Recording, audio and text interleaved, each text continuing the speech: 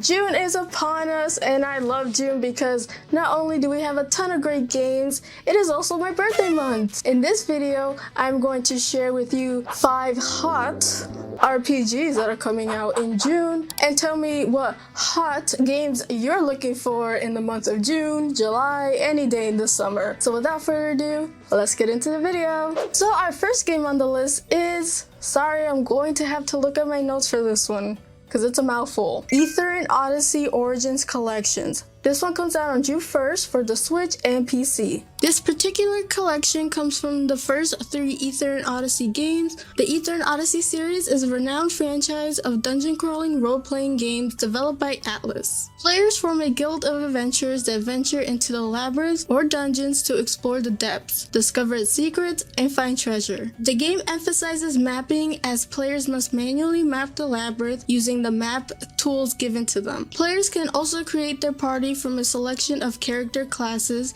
each with their own unique abilities and skills, to overcome the labyrinth's numerous challenges and formidable monsters. Each game has its own unique stories, but they share a common theme of exploration and the unknown, unraveling the mysteries hidden within each vast labyrinth. Now, I'm actually really curious about this game because I do love the Persona spin-off games for the 3DS, which is Persona Q1 and Persona Q2, and they share a lot in common with Etrian Odyssey games. They're basically reskins of an Etrian Odyssey game, but with Persona characters. And I really love those games, not just because they were Persona characters, but because the exploration and the map design was really intriguing to me. So I'm really excited for this game. I don't know if I'm gonna get it day one, but it's definitely on my radar. If you're interested, get your copy today from the eShop. But if you're willing to wait a little for a physical copy, VGP and PlayAsia's got your back on that one. So the next game actually has summer in the title, which is pretty cool, and that is Loop 8 Summer of Gods. This one comes out June 6th for the Switch, PlayStation, and PC.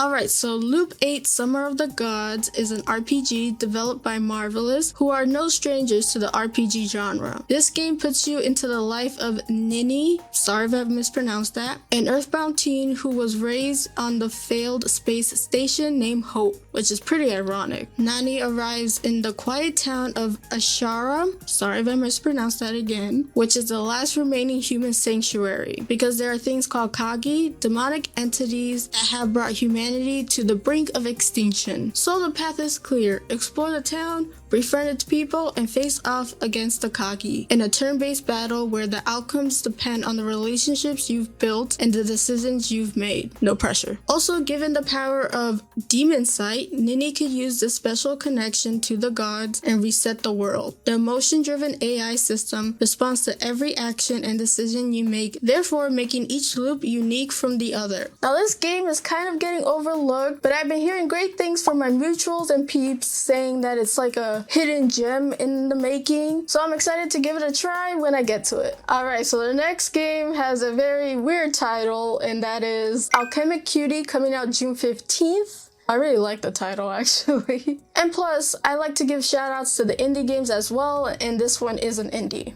But what is this about? So Alchemic Cuite is a wholesome, relaxing RPG set on the colorful Wimba Island. While taming wild jellies, you'll meet villagers, enter jelly competitions, and in true RPG fashion, uncover the secrets of the island. Wimba Island is a huge place with plenty to do, from exploring secret locations to discovering new jellies scattered all over the island. Enjoy an engaging jelly raising system where each jelly has unique generated stats, traits, and over 4,000 visual styles. You'll be able to tame, breed, and raise the perfect jelly of your dreams. So if jelly is your thing, this game is for you. I'm not laughing to make fun of it, it's just very cute. But being the best jelly trainer there ever was is not the only goal in this game. With the use of your flute and a bit of alchemy, you'll gain the ability to create special items with powerful effects. You also get to befriend the village of goofy, fun, and sometimes complicated characters. help them by completing quests, or to just hang out, mingle, and get to know them. Now, this one is interesting because the whole jelly thing is pretty cute. There's somewhat of an alchemy system in this game, and I like alchemy system. The Atelier series is my favorite, so that really intrigued me, and I can't wait to give this game a try. Now, the next game is a big one, and that is Final Fantasy 16, coming out June 22nd for the PlayStation 5. Now, they really missed the opportunity to make this game come out June 16th. Whatever. After many years of teases and trailers and world building, Final Fantasy 16 is going to finally grace our consoles, or more specifically grace our PS5s. So instead of the turn-based combat, Final Fantasy 16 wants to go with a more action style combat, which is really cool. I don't know why people are mad because a lot of Final Fantasy games nowadays are action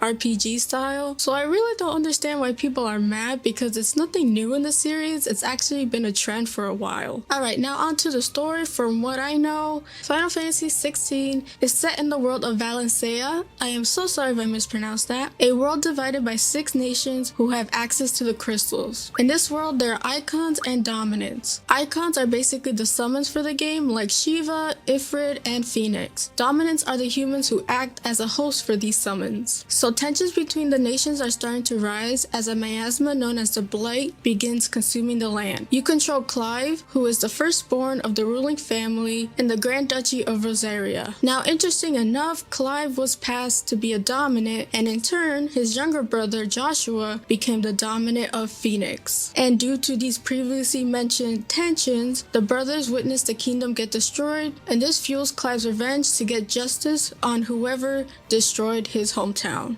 And another thing is, oh my god, the Mughals in this game are so cute. They're so fluffy. They're just so cute and fluffy. I love them. So this juggernaut of a game comes in at $70, and admittedly, I wasn't really sure if I liked the game. I'm still kind of mixed on feelings, but I'm gonna get it and play it because I've seen more trailers that are coming out, and it actually looks pretty promising. And me as the RPG queen, I can't just overlook one of the biggest RPG series of all time. Now kicking off with something a little bit more slower paced and cozy, and that is Story of Seasons, A Wonderful Life. Now, this is not really an RPG, it's a farming sim, and I'm not really big on farming sims, but Story of Seasons is always an exception to that rule. I love those games. I love Pioneers of Olive Town, and I can't wait for the remake of A Wonderful World because that one seems really, really good. This remake of the beloved GameCube farming sim, Harvest Moon, A Wonderful Life, though because of the legal reasons, I can't really call it Harvest Moon. So it's basically a Story of Seasons game. Gaming licensing and stuff, I didn't know it went that deep. But in this game, you play as a farmer who takes over the family farm, you know,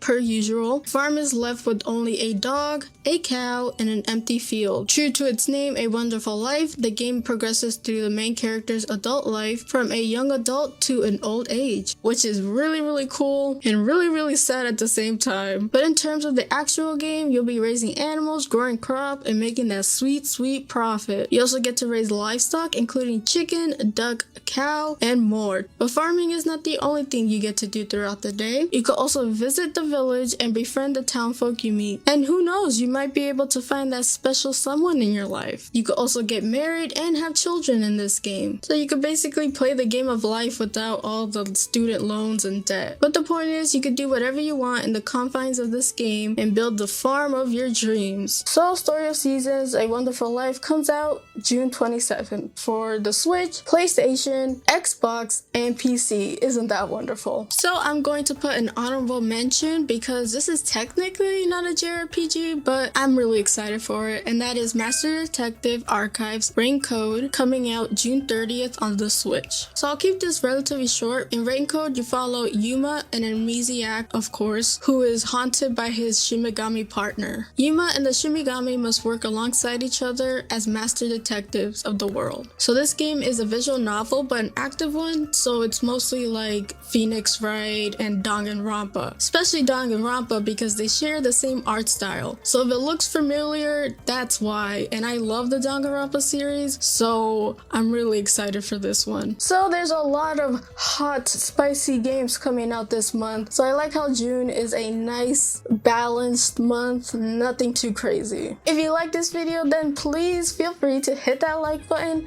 And if you love my content and would like to see more, then please subscribe. You will not be disappointed. You can follow me on my socials in the description down below. I hope you guys have a beautiful rest of the day. And as always, play a good, hot summer game. Peace, peace.